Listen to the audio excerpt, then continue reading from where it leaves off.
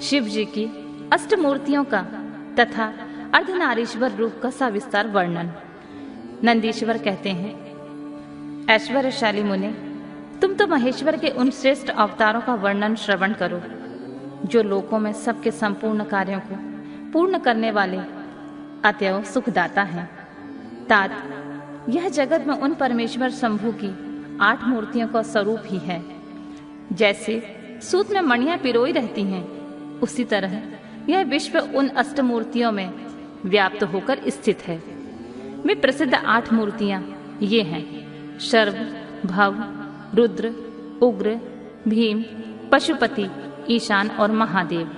शिव जी की इन सर्व आदि अष्टमूर्तियों द्वारा पृथ्वी, जल, अग्नि, वायु, आकाश, क्षेत्रज्ञ, सूर्य और चंद्रमा अधिष्ठित हैं। शास्त्र का ऐसा निश्चय है कि कल्याणकर्ता महेश्वर का विशंबरात्मक रूप ही चराचर विश्व को धारण किए हुए है। परमात्मा शिव का सलिलात्मक रूप जो समस्त जगत को जीवन प्रदान करने वाला है, भव नाम से कहा जाता है, जो जगत के बाहर भीतर वर्तमान है और स्वयं ही विश्व का भरण पोषण करता तथा स्पंदित होता है। उग्र रूपधारी प्रभु के उस रूप को सत्पुरुष उग्र कहते हैं। महादेव का जो सबको अवकाश देने वाला सर्वव्यापी आकाशात्मक रूप है, उसे भीम कहते हैं। वह भूत वृंद का भेदक है। जो रूप समस्त आत्माओं का अधिष्ठान, संपूर्ण क्षेत्रों में निवास करने वाला है और जीवों के भव पाश का छेदक है, उसे पशुपति का रूप समझना चाहिए। महेश्वर का संपूर्ण जगत को प्रकाशित करने वाला जो सूर्य नामक रूप है, उसे ईशान कहते हैं। वह तुलोक में भ्रमण करता है।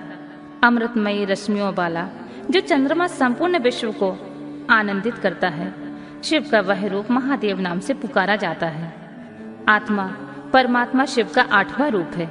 यह मूर्ति अन्य मूर्तियों की व्यापिका है, इसलिए सारा विश्व शिवमय है।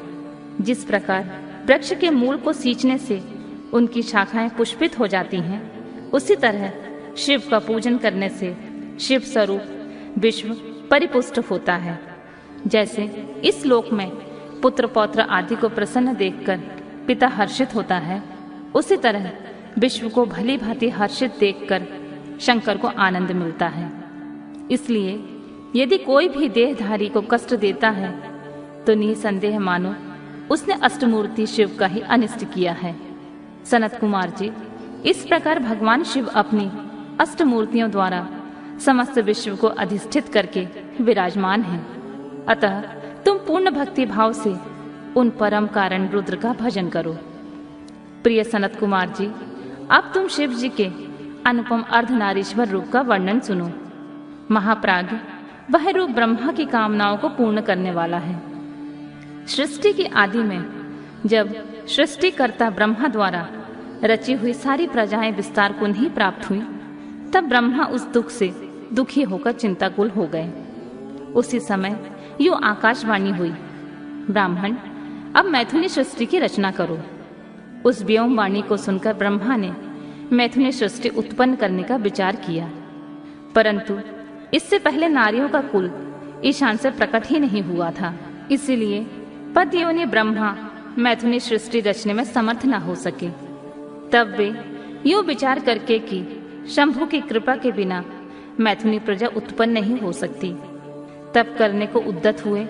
उस समय ब्रह्मा पराशक्ति शिवा सहित परमेश्वर शिव का प्रेम पूर्वक हृदय में ध्यान करके घोर तप करने लगे। तदनंतर तपोनुष्ठान में लगे हुए ब्रह्मा के उस तीव्र तप से थोड़े ही समय में शिव जी प्रसन्न हो गए। तब वे कष्टहारी शंकर पूर्ण सच्चिदानंद की कामदा मूर्ति में प्रविष्ट होकर अर्धनारीश्वर के रूप से ब्रह्मा के निकट प्रकट हो गए। उन देवादिदेव शंकर को पराशक्ति शिवा के साथ आया देखकर ब्रह्मा जी ने दंड की भांति भूमि पर लेटकर उन्हें प्रणाम किया और फिर वे हाथ जोड़कर उनकी स्तुति करने लगे। तब विश्वकर्ता देवादिदेव महादेव महेश्वर परम प्रसन्न होकर ब्रह्मा जी से मेघ की सी गंभीर वाणी में बोले। ईश्वर ने कहा, महाभागवत्स, मेरे प्यारे पुत्र पितामह, मुझे तुम्हारा सारा मनोरथ पूर्णतः ज्ञात हो गया है।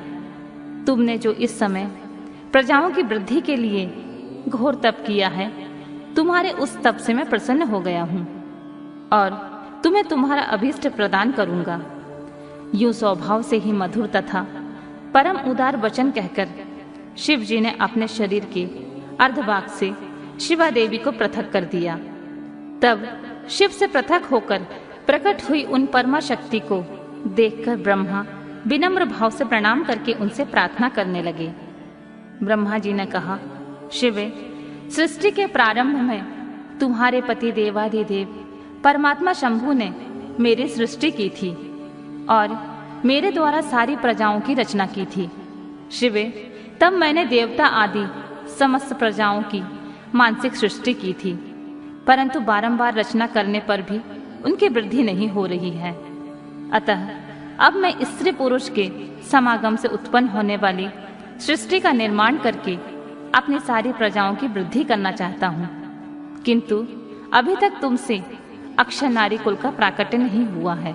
इस कारण नारी कुल की सृष्टि करना मेरी शक्ति के बाहर है।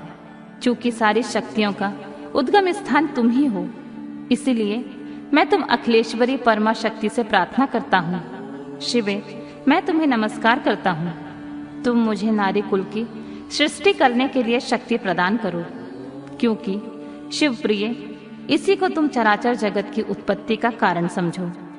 वरदेश्वरी, मैं तुमसे एक और वर की याचना करता हूँ। जगत माते, कृपा करके उसे भी मुझे दीजिए। मैं तुम्हारे चरणों में नमस्कार करता हूँ। वह वर यह है, सर्वव्यापिनी जगत जननी, तुम चराचर जगत की वृद्धि के लिए अपने एक सर्वसमर्थ रूप से मेरे पुत्र दक्ष की पुत्री हो जाओ। ब्रह्मा द्वारा यूं याचना किए जाने पर परमेश्वरी देवी शिवा ने तथास्तु ऐसा ही कहकर वह शक्ति ब्रह्मा को प्रदान कर दी। सुंदरा जगत जननी शिव शक्ति शिवा देवी ने अपनी भुवों के मध्य भाग से ही अपने ही समान प्रभावशाली एक शक्ति की रचना की। उस शक्ति को देखकर देवश्रेष्ठ भगवान शंकर, जो लीलाकारी, कष्टहारी और कृपा के सागर हैं, हंसते हुए जगदम्बिका से बोले। शिव ने कहा, देवी, परमेष्ठी ब्रह्मा ने तपस्या द्वारा तुम्हारी आराधना की है, अतः अब तुम उन पर प्रसन्न हो जाओ और उनका सारा मनोरथ पूर्ण करो। तब शिवा देवी ने परमेश्वर शिव की उस आज्ञा को सिर झुकाकर ग्रहण किया और ब्रह्मा के कथानुसार दक्ष की पुत्री होना स्वीकार कर लिया। मुनि, इस प्रकार शिवा देवी ब्रह्मा को अनुपम शक्ति प्रदान करके शंभु के शरीर में प्रविष्ट हो गईं। तत्पश्चात भगवान शंकर भी तुरंत ही अंतर ध्यान हो गए। तभी से इस लोक में स्त्री भाग की कल्पना हुई और मैथुनी सृष्टि चल पड़ी। इससे ब्रह्मा को महान आनंद प्राप्त हुआ। तात, इस प्रकार मैंने तुमसे शिव जी के महान अनुपम अर्धनारीश्वर रूप का वर्णन कर दिया है। यह सत्पुरुषों के लिए मंगलदायक है।